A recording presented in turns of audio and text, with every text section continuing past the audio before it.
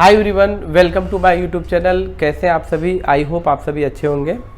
आज मैं आपके सामने लेके आया हूँ RFFE प्रोटोकॉल। इसका फुल फॉर्म होता है रेडियो फ्रिक्वेंसी फ्रंट एंड। और जितने भी लोग नेटवर्क सेक्शन को रिपेयर करते हो, मोबाइल फ़ोन के नेटवर्क सेक्शन को, तो आपको RFFE प्रोटोकॉल के बारे में जानना बहुत ही ज़रूरी है, क्योंकि इस प्रोटोकॉल के ख़राब होने से मोबाइल फ़ोन में बहुत सारे फॉल्ट्स आते हैं।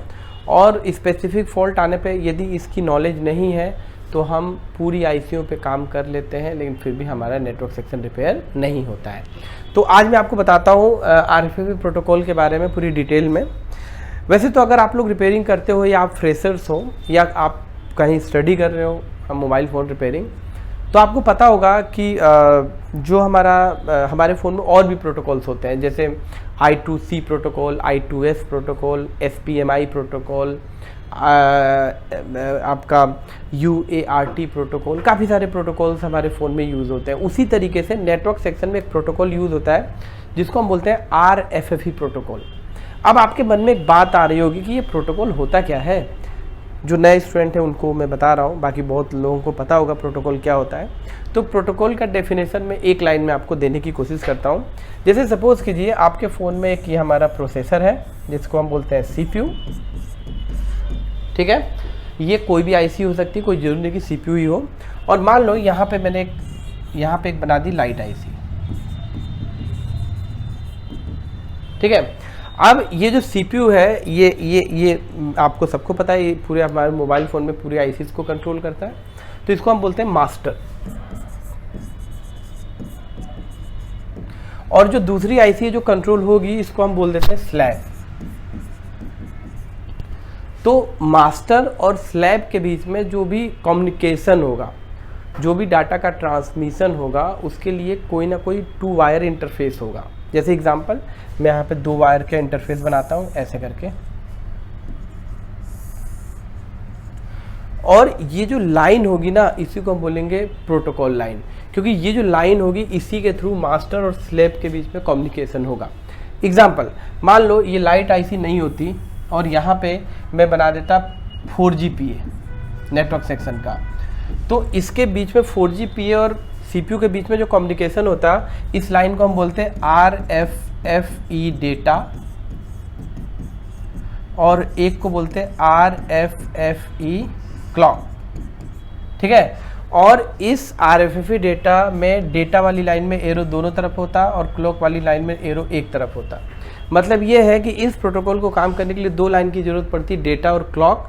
डेटा लाइन से स्लैब और मास्टर के बीच में डाटा का कम्युनिकेशन होता, और क्लॉक से डिजिटल सर्किट को काम करने के लिए जो क्लॉक्स चाहिए, तो इसी को हम बोलते हैं प्रोटोकॉल। इसी लाइन के थ्रू मास्टर और स्लैब आपस में कम्युनिकेट करते हैं। तो आज का जो हमारा चैप्टर है RFFE प्रोटोकॉल है, इसके बारे में मैं आपको डीप में बताने वाला हूँ कि अगर मोबाइल फ़ोन में अगर RFFE प्रोटोकॉल का इशू आता है तो हमारे फ़ोन में क्या फॉल्ट आता है। इसके लिए मैंने एक चार्ट बनाया है, मैं आपको दिखाने की कोशिश करता हूँ। देखिए ये हमारा आप देख सकते हैं RFFE डिस्ट्रीब्यूशन चार्ट है, और इस चार्ट के थ्रू आपको मैं समझाने की कोशिश करूंगा कि RFFE प्रोटोकॉल का हमारे मोबाइल फ़ोन में क्या इम्पोर्टेंस है। जैसे कि आप सभी जानते हो कि हमारा जो मोबाइल फ़ोन होता है ना, मैं आपको एक बार मोबाइल फ़ोन का एक PCB का लेआउट पहले दिखा दूँ। देखिए आप सबको पता है कि जो हमारा मोबाइल फ़ोन है इसका ये नेटवर्क सेक्शन है। मान लो मैंने एक Redmi 7A का एक एग्जांपल लिया है, आपको मैं दिखाने की कोशिश करता हूँ। देखिए ये हमारे फ़ोन का ये FEM मॉड्यूल है, ये पूरा नेटवर्क सेक्शन है हमारे फ़ोन का, ये पूरा नेटवर्क सेक्शन है। और यहाँ पे जो ये वाली जो आईसी है इसको बोलते हैं FEM फ्रंट एंड मॉड्यूल। इसके अंदर 2G IC, 2GPA, 3GPA और एंटीना स्विच इनबिल्ट होता है। और ये आपका WTR है जिसको आप नेटवर्क आईसी के नाम से जानते हो, और ये DRX वाली आईसी है, डाइवर्सिटी नेटवर्क की आईसी है। तो ये 3 पार्ट आपके सामने हैं नेटवर्क सेक्शन के। इसके अलावा मैं आपको और थोड़ा सा इसको और एक्सप्लेन करूं तो इधर थोड़ा सा अगर हम जाएं तो नेटवर्क सेक्शन में एक 4GPA लगता है, आप देख सकते हैं ये 4GPA है। और ये जो 4GPA होता है ये 4G सिग्नल के लिए होता है 4GPA, तो ये भी नेटवर्क सेक्शन का पार्ट है। और इसके अलावा मैं आपको एक दिखा दूं, यहाँ पे एक APT मॉड्यूलेटर भी लगा है, ये भी नेटवर्क सेक्शन का पार्ट है। तो अभी मैंने जितने भी आपको ये जो कंपोनेंट दिखाए हैं, ICs दिखाई हैं जो नेटवर्क सेक्शन में यूज़ होती है, तो ये RFFE प्रोटोकॉल के थ्रू कंट्रोल होती है, RFFE प्रोटोकॉल के थ्रू कंट्रोल होती है। अब मैं आता हूँ अपने टॉपिक पे, मैं फिर से चार्ट पे चलता हूँ। देखिए यहाँ पे ये देखिए, ये जो RFFE डिस्ट्रीब्यूटर चार्ट को पहले मैं समझाता हूँ और फिर मैं आपको बताने की कोशिश करूँगा इससे क्या फॉल्ट आता है, इस लाइन के ख़राब होने से क्या फॉल्ट आएगा मोबाइल फ़ोन में। ये हमारा मेन CPU है जिसको हम बोल सकते हैं मास्टर, ठीक है। अब यहाँ पे देखो हमारे फ़ोन में जो नेटवर्क IC है, देखिए नेटवर्क IC जिसको आप WTR या SDR के नाम से जानते हो, ठीक है। मैं आपको एक चीज़ और बता दूँ कि काफ़ी सारे मॉडल्स में RFFE की जगह MIPI RFFE के नाम से भी इस प्रोटोकॉल को जानते हैं, ठीक है, ये भी ध्यान रखिएगा। तो यहाँ पे आप देखोगे कि जो हमारी WTR या SDR या नेटवर्क IC है, इसको एक RFFE क्लॉक और RFFE डाटा के थ्रू नेटवर्क IC CPU से कम्युनिकेट कर रही है। तो इसको हम बोल सकते हैं कि नेटवर्क IC एक डिजिटल IC है, पहली चीज़, और ये RFFE प्रोटोकॉल से कंट्रोल हो रही है, ठीक है। दूसरा, यहाँ पे देखो एक हमारे फ़ोन में DRX IC लगी है और ये IC भी देखो RFFE क्लॉक और RFFE डाटा से कंट्रोल हो रही है। मतलब ये जो DRX IC है ये भी एक डिजिटल IC है और RFFE डाटा और RFFE क्लॉक की लाइन से कंट्रोल हो रही है। तीसरा हमारा देखो यहाँ पे एक और RFFE डाटा, ये 1 कर देता हूँ मैं, और ये 2 दूसरा और ये तीसरा, ये तीनों अलग अलग लाइन है, आप ध्यान रखिएगा। तो यहाँ पे अब मैं आपको दिखाने की कोशिश करता हूँ कि ये CPU से जो लाइन निकल रही है ये APT IC को भी कंट्रोल कर रही है इसी लाइन से, और इसी प्रोटोकॉल से 4GPA भी कंट्रोल हो रहा है और इसी प्रोटोकॉल से 2GPA FEM मॉडल भी कंट्रोल हो रहा है। मतलब यहाँ पे WTR का कंट्रोल RFFE का अलग है और DRX का RFFE का कंट्रोल अलग है, और जो हमारा APT IC है 2GPA और 4GPA है, इसका जो RFFE का जो लाइन है वो कॉमन है, एक ही RFFE लाइन से ये तीनों ICs कंट्रोल हो रही है, ठीक है। तो ये था कम्युनिकेशन, ठीक है।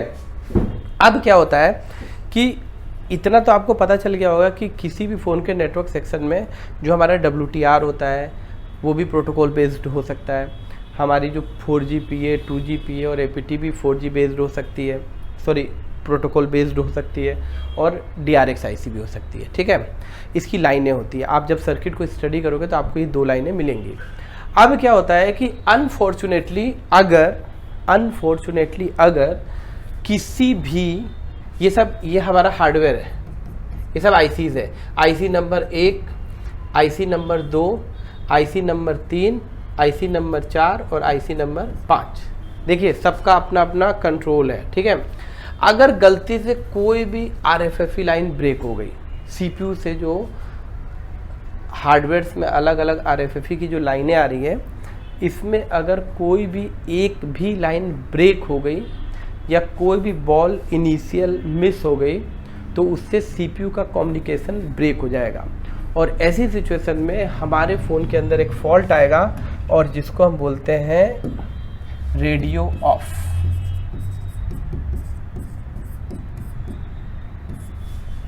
इसको बोलते हैं रेडियो ऑफ। रेडियो ऑफ का मतलब होता है कि आपका फ़ोन आएगा नो सर्विस में, और जब नो सर्विस में आपका फ़ोन आएगा और उसके अंदर आप *##4